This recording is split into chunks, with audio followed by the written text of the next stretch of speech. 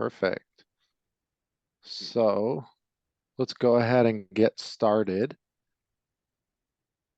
Thank you for joining us today for a quick lunch and learn about how to list and close like a pro.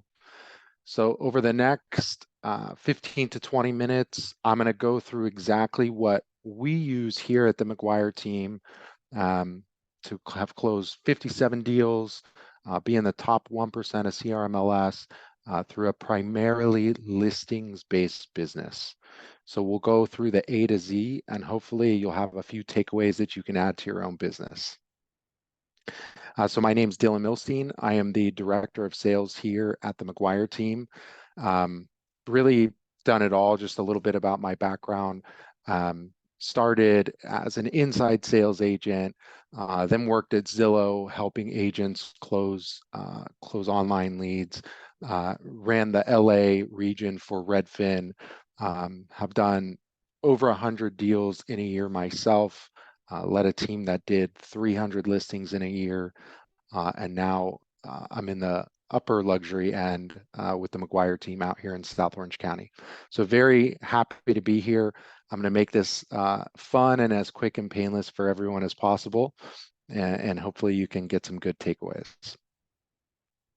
So as I mentioned, we're a top real estate group with the RE/MAX Select One. Here's a picture. This is our whole team. We have our marketing department. We have our principal, Lori, which I'm sure a lot of you know, and then our sales partners and listing partners. So let's dive right into the content here. So again, this is what we do. Here's the agenda for today. First thing we're going to cover is how we get leads. Then we're going to talk about client intake, which is how we set appointments with those leads, and then what we do to actually win the business at the listing presentation. So everything we go over here again is specific to us. I'm sure most teams do some version of this, albeit some slightly differently. I would challenge everybody to take a look at what you're currently doing or not doing and see what you can add in to make your listing process improved.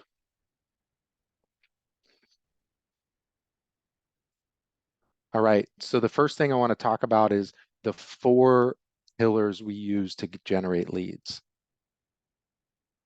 So what I recommend to everybody is that you figure out what your 4 to 6 lead gen pillars are for you. And if you don't have any, then these 4 are a good place to start. So the first one, we have online, we have digital and traditional, sweat equity, active inventory. We're going to cover each one of these. The very first one is talking about online. So this would be your potentially Zillow, HomeLight, Ylopo, Realtor, Fellow, Referral Exchange. I can tell you we do not use Zillow. But we do use HomeLight. We're signed up through them. They send us referrals. We use Ylopo to nurture our existing base of clients, our past clients and people that we've farmed.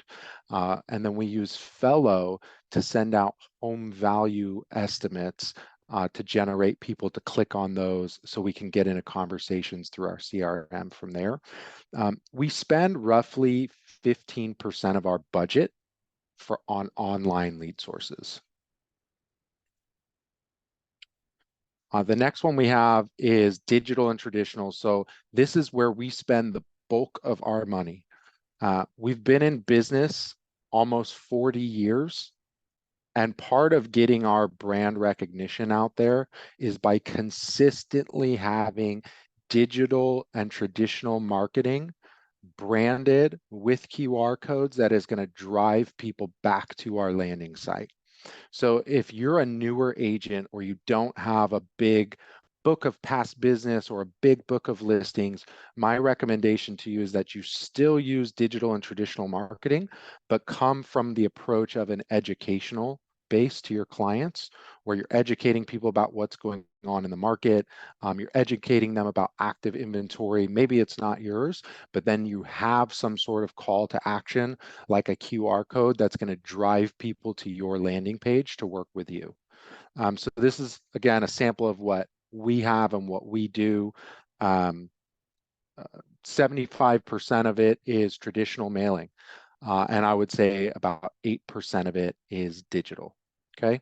So this is the bulk of what we do in terms of lead gen.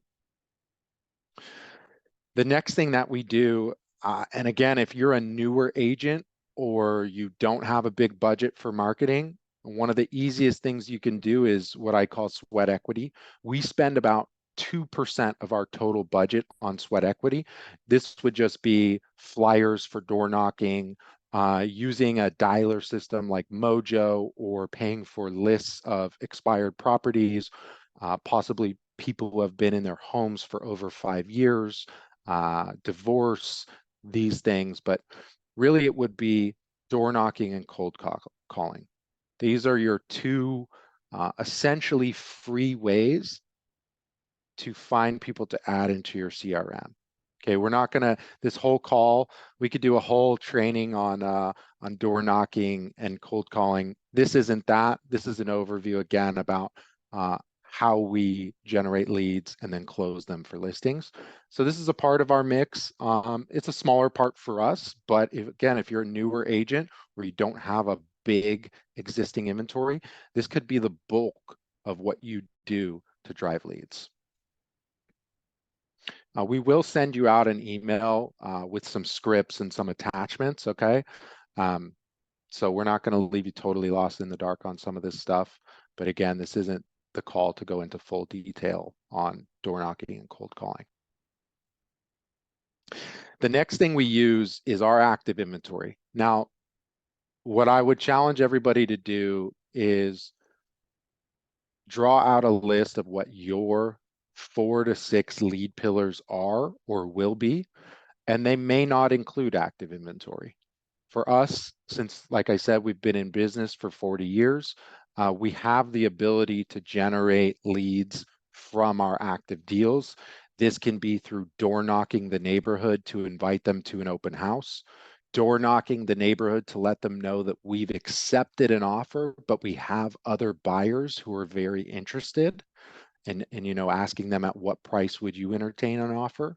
We've had a lot of success with this. So again, this is our active inventory. I think this is actually current right now.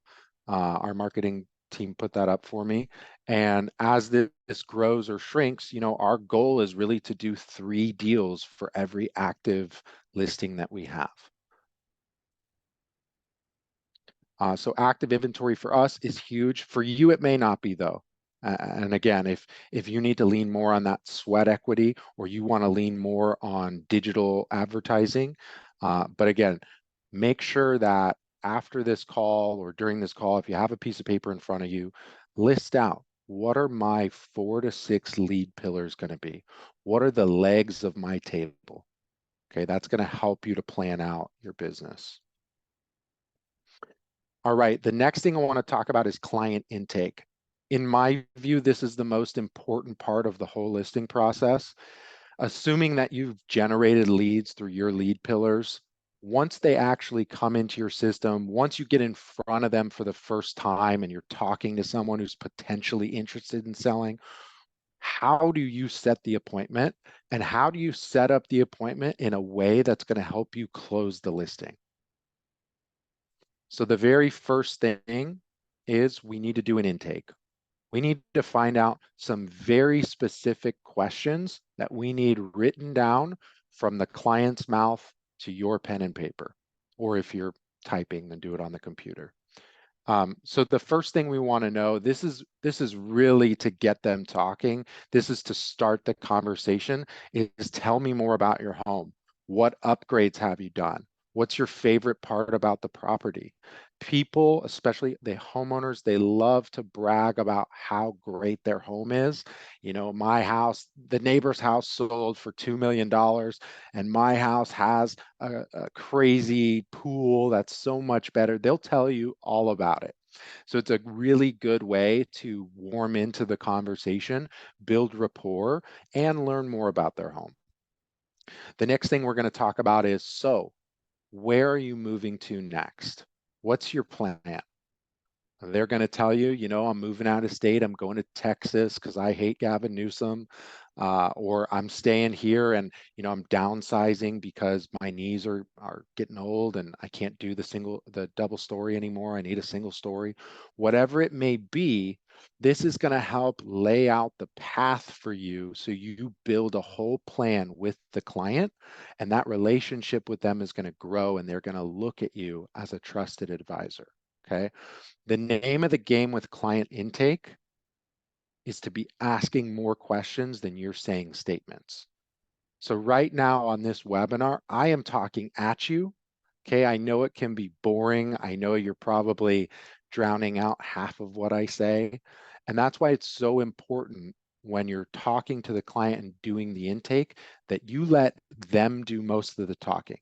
You'll notice most of these questions are going to be open-ended questions to allow the client to go on and on about what's important to them and what their plans are. The cool thing about these questions too is you're going to help them flush out what their actual plan is. I can't tell you how many times I've asked the client, so what is your time frame for getting to Texas? And they go, you know, I'm not really sure. Could be tomorrow, could be 2 years from now. And that's a pretty damn big difference. So we want to help talk them through about it. A great follow-up question, you know, if they give some nebulous answer, a great follow-up question is, well, what would your preference be? And then maybe they can go into a little bit deeper about the reasons why they're moving. Okay, that's one of the big ones. And we're going to include, we have an email handout, again, with scripts and client intake. We're going to include a client intake sheet, which I'll show you on our next slide. The next thing I like to know before I even get to the listing appointment is I want to know what they have in mind for price. So if I comped out a property and I know that it's capped out at 1.8 million, okay, for whatever reason it's capped out based on the comps, and I talk to someone and they say they want to get 2.5, I know I've got a pretty tough deal here, okay, and I can start talking to them about, you know, the comps and trying to re-level set those expectations. But if I have no idea, if I never ask this question, then what's going to happen is I'm going to show up to the listing appointment expecting to get the listing right then and there, and then they're going to drop that bomb on me that they want $600,000 more than the property would ever potentially sell for. So you want to know this before you even get to the appointment, because maybe it's an appointment that you don't want to take. And then another thing I love to ask here, and this is going to set up how I customize my pitch when I'm in the living room. What is most important to you in an agent? And it's really important that when you ask those questions, you remain silent afterward and let them speak, because they're going to tell you, you know, communication is really important to me. My last agent didn't tell me that there was a problem with the loan and it screwed us over and cost us tens of thousands of dollars. So then when you get into your appointment, and we'll cover this a little more in the slide coming forward, but when you get into your appointment, you're able to highlight all the things you're going to do to communicate effectively with them. Potentially the customer is going to say, you know, the thing that's most important to me is getting the most money possible for my home. Okay, then you're going to be able to highlight all that sweet marketing that you do to show them how you're going to get the most money possible for their home. Whatever it is, let them answer. Take note of it so you can use it in your pitch when you're in the living room. Okay. And then finally, I just like to throw in there, hey, is there anything that I may have missed? And they'll tell me, typically it's no, but possibly they're going to say, you know, my brother also needs to be involved. He's, you know, has part of this decision. And then finally, what I like to do, if I'm able to set an appointment with them right then and there, what I like to say is, hey, if everything looks good when I come out, you're comfortable with my plan and pricing, would you give me a shot to earn your business? Okay, this is the trial close. If they say yes to this question, 9 times out of 10, you're going to get the listing signed right there in the living room. The cool thing about asking something like this, a lot of agents, they can feel uncomfortable asking like this. I think it's all about tone. But the really cool thing about asking this is if they say no, it allows you to handle whatever objection they have before you're in the living room. So the goal should be when you go to the living room, when you go to see their property and meet with them, you should have a very, very high expectation that you're going to be leaving with their business. You don't want to go into the appointment not knowing what objections that you're going to be facing. All right, so here's an example. Again, we're going to send this to everybody who registered and everybody who's on. This is what our lead sheet looks like. So you'll notice, as I go through those questions, they're all right here on the intake sheet. The what is tell me about your home. The where is where are you going to move to next. The when is what is your time frame. The why is tell me about your goal for this sale. I'm moving to a single story, I'm downsizing, I'm moving for family, whatever it is. And then their price. Hey, what's your goal on price? Next steps is I'm coming out there at 6 p.m. Great, I got a really good lead. What I coach, with agents on the team is if you don't have the answers to all these questions, then you do not have a legitimate lead. Okay, and you may be lying to yourself if you think you're going to go earn their business. If you don't know where they're moving or why they're moving or what they expect to sell their house for, you probably are not prepared to earn their business. Okay, and this is a sample actual script of what this would look like in real life. And if you gave us your email, we will send that out to you. Okay, so we have done the intake. We have the actual listing appointment. Now, what do we do to set ourselves up for success once we're in the home? Okay, there's 4 steps. The first thing we're going to do pre-appointment is we're going to do our homework. You're only going to be confident walking into that listing if you know the numbers inside and out. Okay, so we're going to pull 2 sets of comps. We're going to pull comps inside the neighborhood, and then we're going to pull comps outside of the neighborhood. What we want to do here is be able to tell a story with a low point, a midpoint that you're going to recommend, and a high point where they're capped out at. But you have to be able to explain to them, at the high point, hey, your house backs to the freeway, this house backs to the ocean. So that's why this is the high point. You have to be able to take this data and tell a story with it that the customer is going to understand. But if you don't go through this data, and I recommend spending an hour going through your comps and really knowing price per square foot, past sales, properties that maybe were pulled off the market and what they were listed at. It's always good to call the agent and just ask them what happened. The more that you know, the more you're going to impress that seller, because chances are that if it's in their neighborhood, they're going to know. Oh, yeah, John and Susie down the street, no, they weren't getting any offers, so they pulled their house off the market. Okay, if you don't know that going in, how are you going to be the neighborhood expert? So it's so important to do your homework. And the next important thing for us specifically, we work in the high end. Our average price point is 1.8 million. So we want to really provide white glove service. Whether you're working, at 800,000, 1.8 million, to me, it doesn't matter. If you go above and beyond, you're going to earn the right to ask for the business. So we recommend bringing a gift to your appointment and prepping that beforehand. What we do specifically, we just bulk order on Etsy, and we have some branded. We either do candles, we do chocolates, we'll do coasters, something that's branded, that's not going to break the bank. I think per item we spend about $7 on this, but we bring it to every appointment.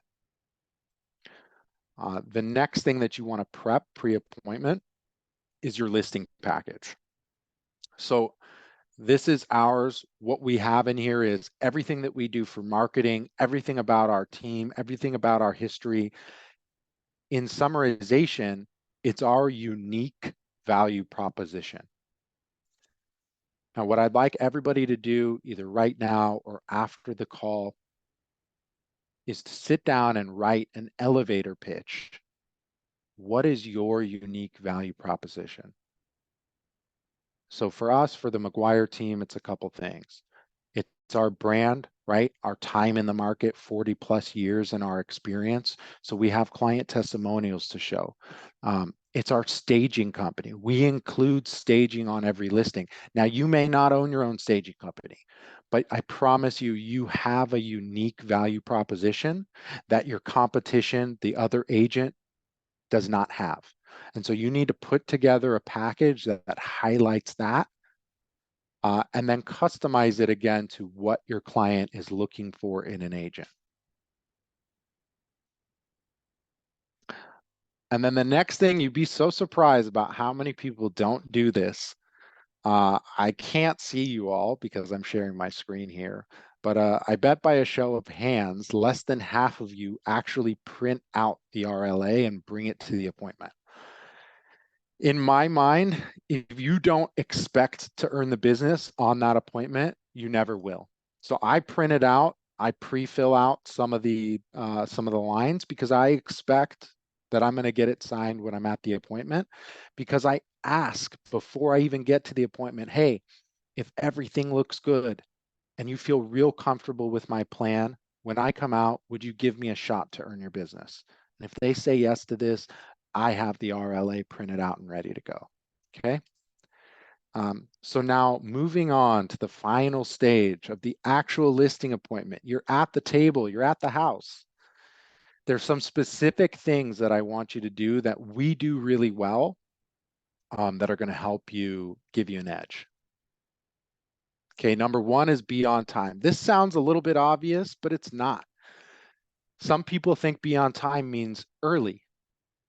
Not in my world. I think you show up in the car. If you're 10 minutes early, you wait in the car until the time strikes and you ring the doorbell. Okay. And then I think it goes without saying you don't want to be late.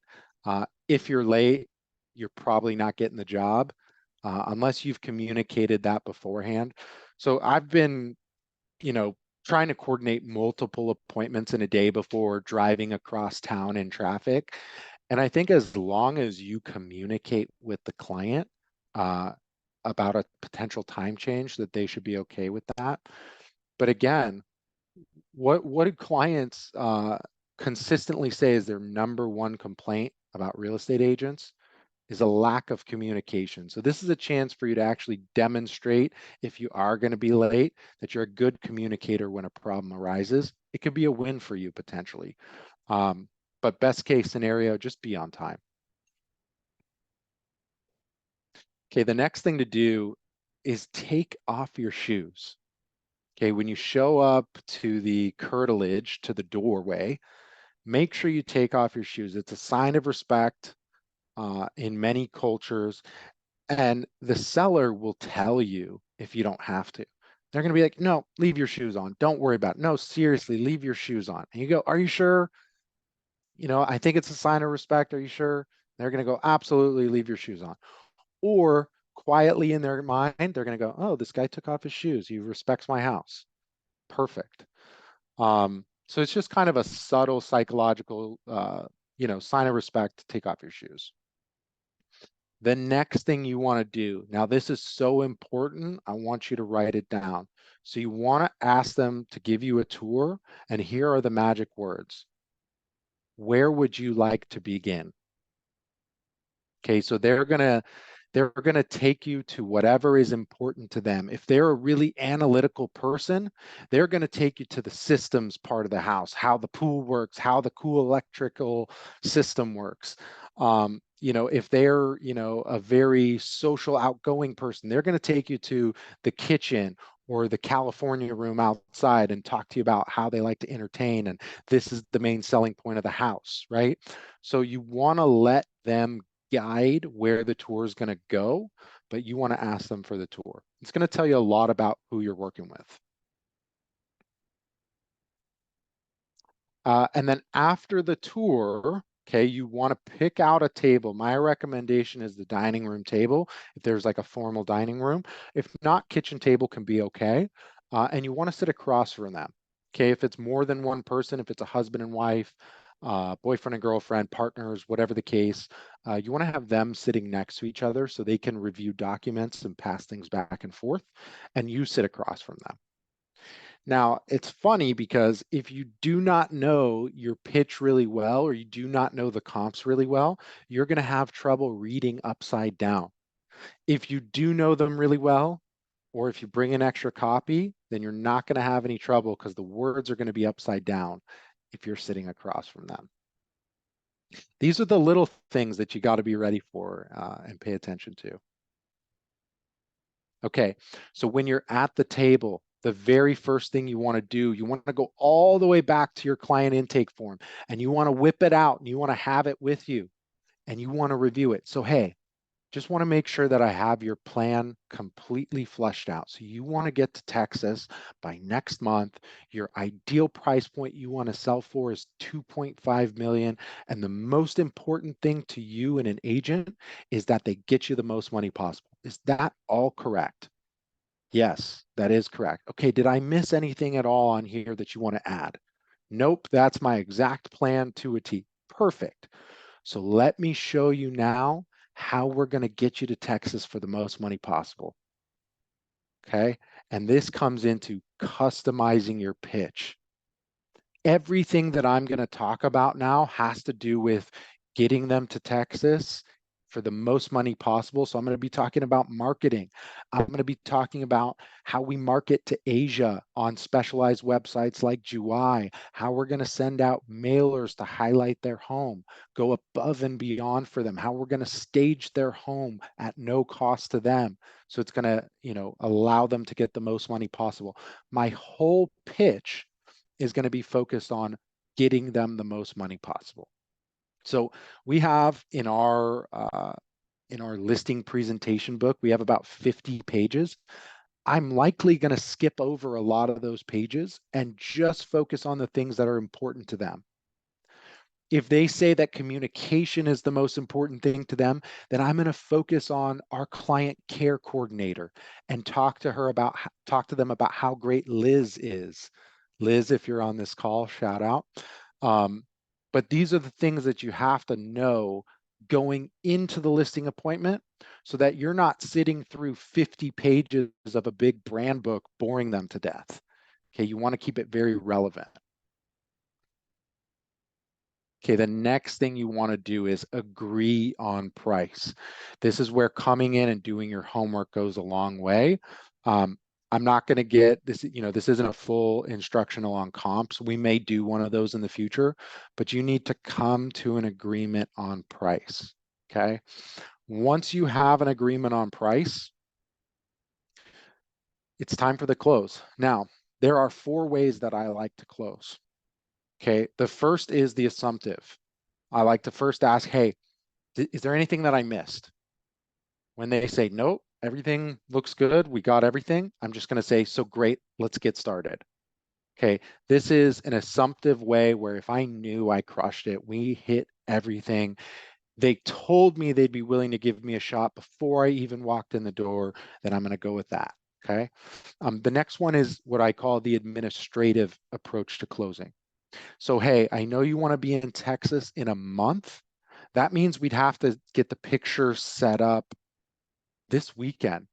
Now, I'm going to check if we have availability to do the pictures. What is your timeline for us coming in to take pictures and get the home set up? And they're going to tell you if that works. Okay, perfect. Okay, the first thing we just need to do is get the paperwork knocked out and we can get started. Okay, that's the administrative way of closing and getting a signature. The next one that I like to do, if a client tells me, hey, I want to move immediately, I like everything you have to say. It's almost a slam dunk. And I'm just wondering, how do we get the ball rolling? What I'm going to say is, so we can get started today, or maybe we can wait a few months. What would you prefer to do? I already know they're in a hurry. I already know that they like everything. They're going to say, oh no, let's get started today. Great. Here's the paperwork. And then the final thing you can do is just ask, hey, give me some feedback here. What did you think about what we offer? Does it feel like it meets your needs? Because I truly feel like I have an understanding of what you want to do. And they're going to say, yeah, everything looks good. Or maybe they have a question about this. And then once you get everything out of the way, no more questions. Hey, did I do enough to earn your business? Can we go ahead and get started working together? And that's the just ask approach. My personal favorite is the administrative. Okay, it's getting the picture set up. I'll just give a plug for that one. And so we're going to move on to questions. If you have anybody, this concludes the content portion. Looks like we're about 1 minute over on time. If you are interested in working with us, learning more about us, please check the QR code, or you can email me at Dylan, DYLAN, @McGuireTeam.com. Thank you so much for taking some time out of your lunch or your day to learn about our listing process and what you can do. So I want to open it up to questions right now. And I'll go ahead and just leave this page up. Let's see. Let's open the Q&A here. Okay, so we got a couple questions. I'm going to go ahead and read them off and answer them. First question is, what lead source works best?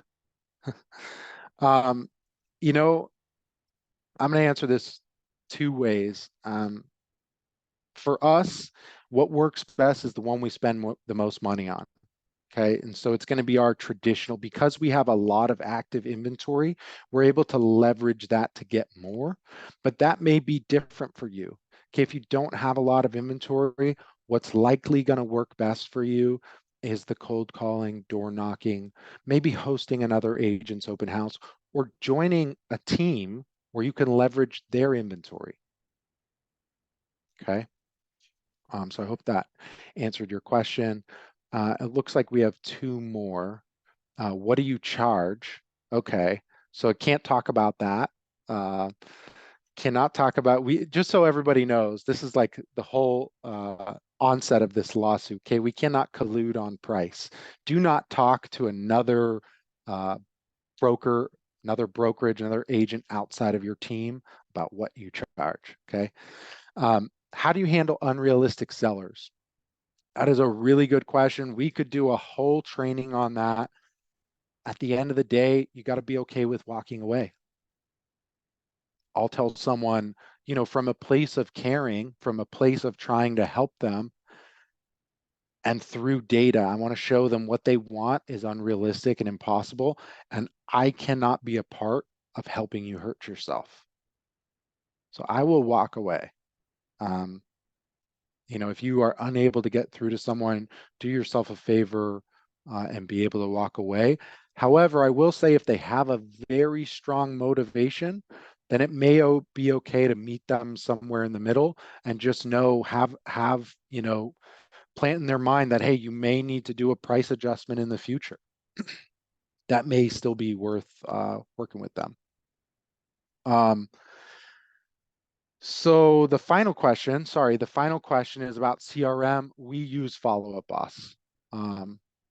It does the trick for us. I think you can use anything. If you're just getting started, you can use Excel even. I've used Boomtown, I've used Follow Up Boss. The main thing you want to make sure is that you have a place where you can set tasks, because most of the time when you're getting leads, they're not automatically ready to go on an appointment. You need those tasks to follow up with them. Okay. So that is it. Let me double check the chat. Yep, that is it. Thank you everybody for joining, and we're going to send out those scripts and tips to your email.